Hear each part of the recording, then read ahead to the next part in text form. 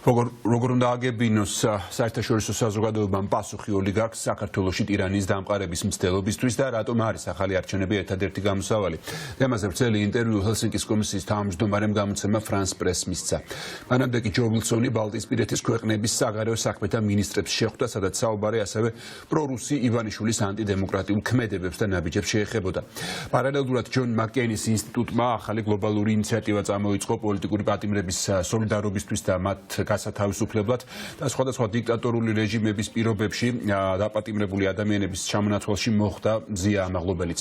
ნინო სამყურაშვილი გვეტყვის მეც თუ როგორია საერთაშორისო გამოხმაურებები საქართველოში მიმდინარე პოლიტიკურ პროცესებთან დაკავშირებით.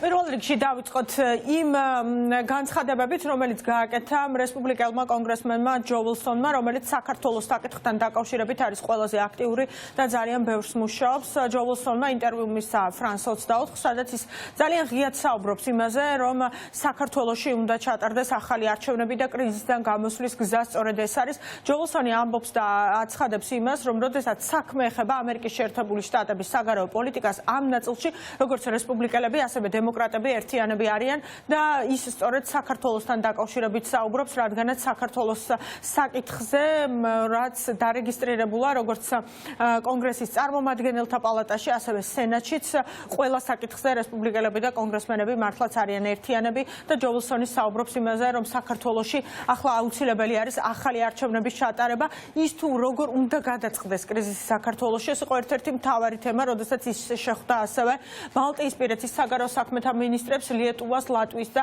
ესტონეთის საგარეო საქმეთა მინისტრებთან. სწორედ ის საუბრებს ივანიშვილის რეჟიმის დამარცხების აუცილებლობაზე და იმაზე, რომ საქართველოში ახალი არჩევნები ჩასატარებელია და რომ პოლიტიკური პატიმრები აუცილებლად უნდა გათავისუფლდნენ.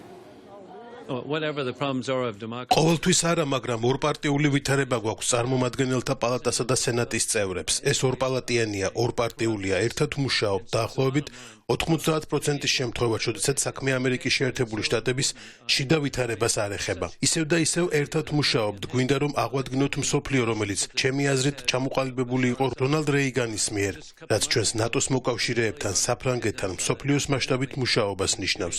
მსოფლიოს მასშტაბით პროგრესს ვხედავ და შეგვიძლია საქართველოს რესპუბლიკაში თავისუფალ არჩევნებზე მუშაობა.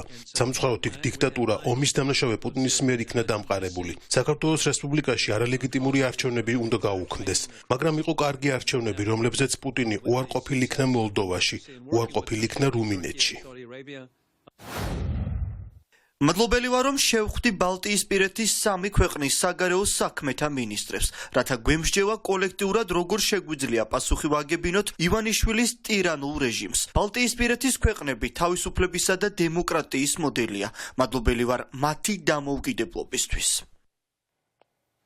და კიდევ ერთი მნიშვნელოვანი და დეტალი, რომელიც გახდა ცნობილი, ეს არის მაკკეინის ინსტიტუტის გადაწყვეტილება, ეს არის ინიციატივა, მსოფლიოს მასშტაბით ისინი იწყებენ მუშაობას, თავისუფლება პოლიტპატიმრებს მსოფლიოში და მათ შორის საქართველოდან პოლიტპატიმრების რანგში მოხსენიებული არის ჟურნალისტი მზია ამაღლობელი და მის გათავისუფლებაზე არის საუბარი. მაკკეინის ინსტიტუტი თავის განცხადებაში ახსენებს ასევე ნიკა გვარამიაც, რომელიც თავის დროზე სწორედ თავისი ჟურნალისტური საქმიანობის გამო იყო დაკავებული და ამიტომ მათი მთავარი გზავნილი და მოწოდება არის ის, რომ მთელმა მსოფლიომ უნდა იმუშაოს იმისათვის, რომ და ცივილიზებულმა სამყარომ უпростоრად უნდა იმუშაოს იმისათვის, რომ ყველა პოლიტპატიმარი იყოს გათავისუფლებული მთელი მსოფლიოდან და მათ შორის პირველ რიგში უნდა იყოს თავისუფალი ჟურნალისტი მზია ამაღლობელი. ინიციატივა თავისუფლება პოლიტპატიმრებს დახმარებას გაუწევს ცალკეულ პატიმრებს და მათ ოჯახებს. ეს მოიცავს იმ საკვანძო პირებთან ურთიერთქმედებას, რომლებიც გადაწყვეტილების მიმღებნი არიან შეერთებული შტატების მთავრობის ყველაზე მაღალ დონეზე. ასევე მოიცავს ექსპერტების დახმარებას, სტრატეგიულ კომუნიკაციას. ეს ინიციატივა თავდაპირველად ორიენტირებული იქნება ძევლებისა და პოლიტპატიმრების 4 ჯგუფის გათავისუფლებაზე. ვენესუელა, ჰესუს არმასი, ვენესუელის ოპოზიციის ლიდერი, მაკკეინის გლობალური ლიდერი, ბელარუსი, მარია კალესნიკავა, ბელარუსი ფლეიტისტი, ღაზა, ისრაელელი ამერიკელი მძევლები, საქართველო მზია ამაღლობელი ჟურნალისტი.